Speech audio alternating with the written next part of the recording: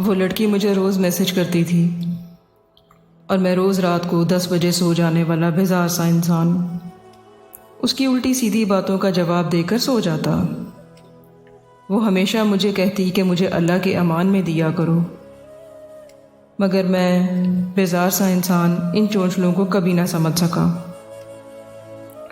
उस रात भी उसने मुझे मैसेज किया और मैं सो रहा था। वो ये चाहती थी कि मैं उससे बात करूं और मैं ये सोचता था पता नहीं कौन सी ढीठ हड्डी है, जान ही नहीं छोड़ती।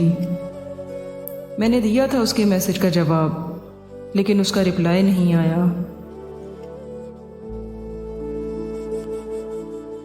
एक दिन उसकी कज़न का मैसेज आया मुझे, कहने लगी वो ढीठ हड्डी तो कैंसर की पेशेंट थी और 1 महीने पहले वो इस दुनिया से चली गई।